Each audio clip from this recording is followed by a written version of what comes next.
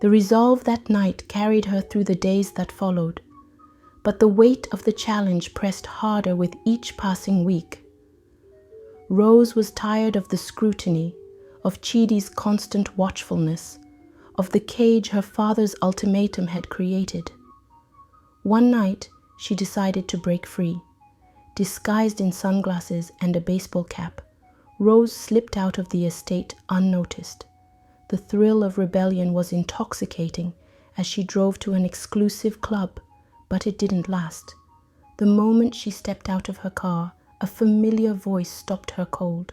"Going somewhere, Miss Okocha?" Chidi's tone was calm, but his arms crossed over his chest told her he wasn't amused. Rose groaned, spinning to face him. "Do you ever sleep?" she snapped, trying to mask her embarrassment. "It's my job not to," he replied, his voice even. For a moment she studied him, frustration bubbling beneath her cool facade. "You really don't crack, do you?" she asked, half in irritation, half in admiration.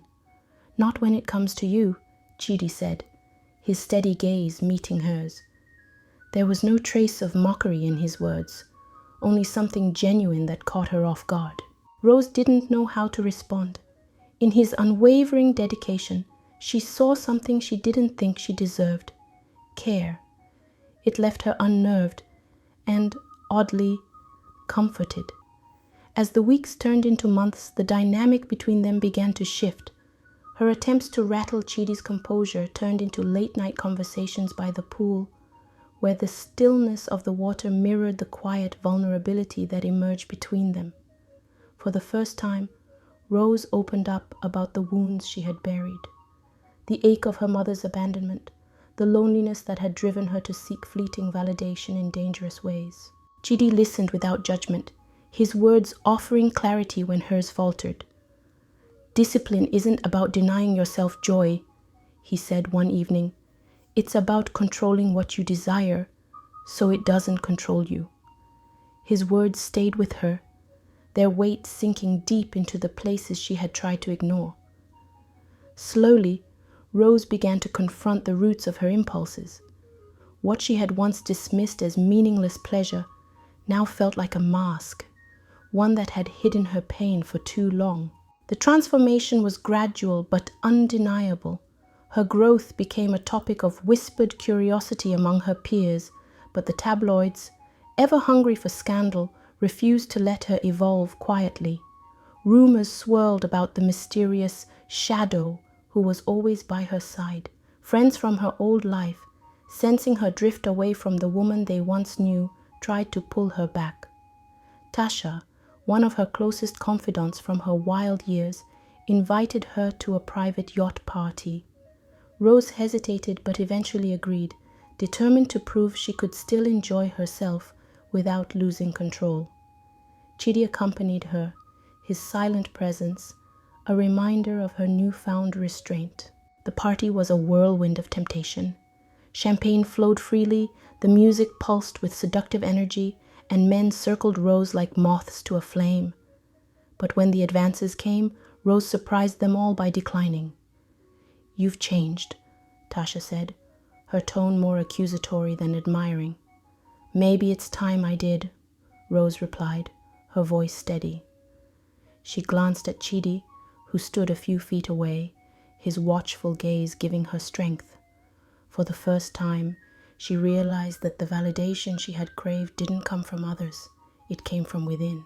Just as Rose began to feel the steady foundation of her transformation, a storm brewed within her father's company.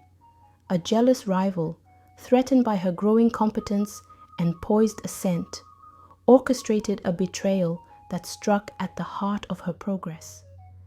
Leaked to the press were fabricated stories, salacious lies painting her as irresponsible, reckless, and unfit to lead the Okocha group. The headlines were merciless, splashed across every major publication, each one more damning than the last. For Rose, it felt like a cruel echo of the past she had fought so hard to leave behind.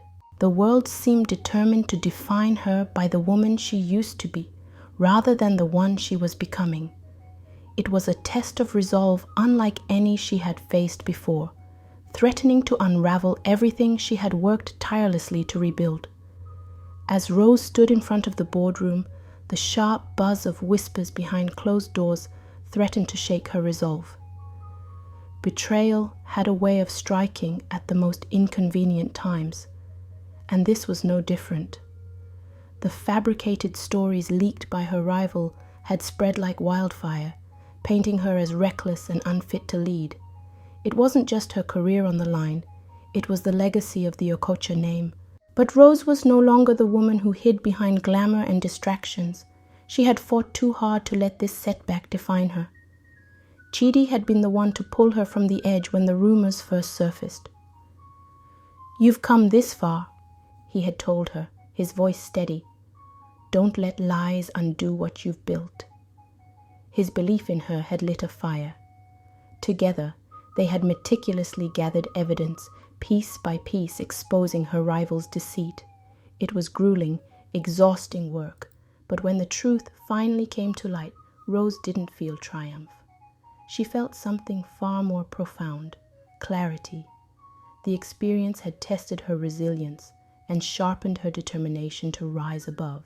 Through it all, Chidi had remained her anchor. He wasn't just her protector anymore. He was the one person who saw her potential even when she doubted herself. As she stood victorious in front of the board, her father's quiet approval meant everything. Chief Emeka Okocha had been watching his daughter's transformation with growing admiration. The woman before him now was a far cry from the carefree heiress he had once feared would squander her inheritance. Her sharp focus and unwavering resolve made him proud, but he knew she still had more to learn. "You've surprised me, Rose," he said as they shared a quiet moment in his office. His voice carried the weight of respect. But leadership isn't just about success.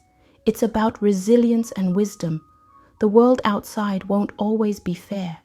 It will test you in ways you can't imagine. Rose leaned forward, meeting his gaze with newfound confidence. "And I'm proving I can handle that, aren't I?" "You are," he admitted.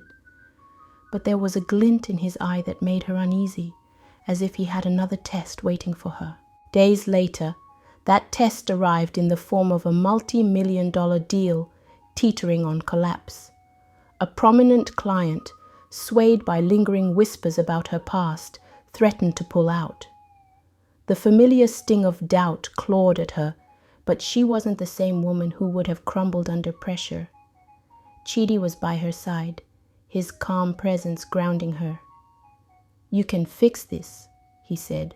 "Prove to them that you're more than the headlines." Drawing strength from his words, Rose arranged a meeting with the client. Her pitch was flawless, her demeanor both poised and magnetic.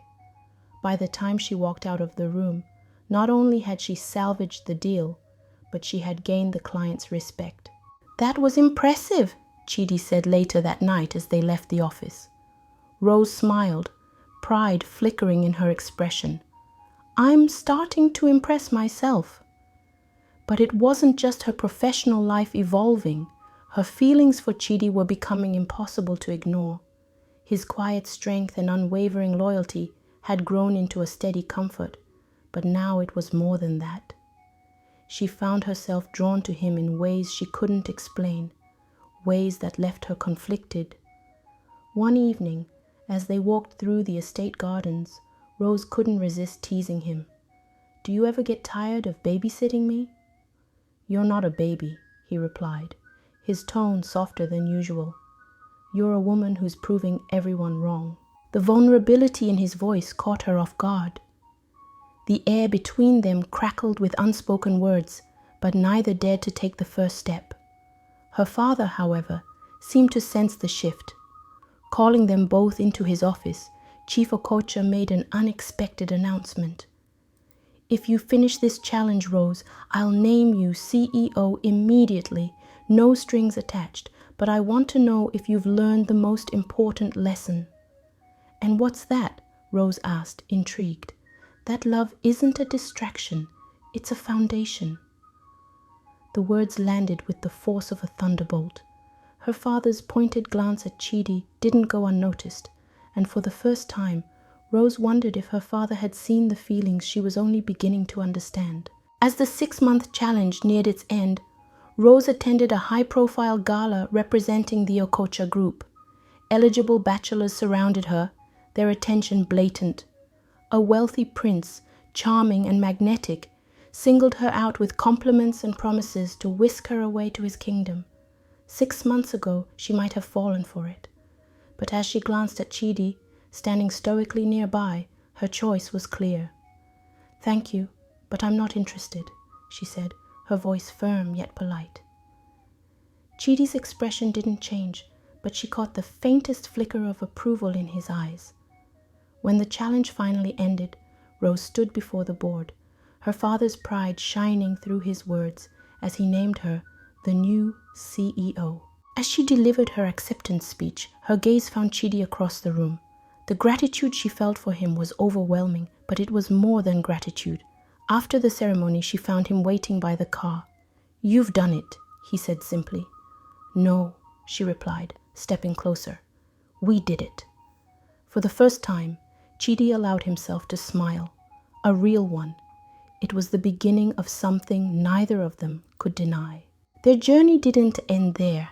As CEO, Rose faced crisis after crisis, from smear campaigns to corporate rivals.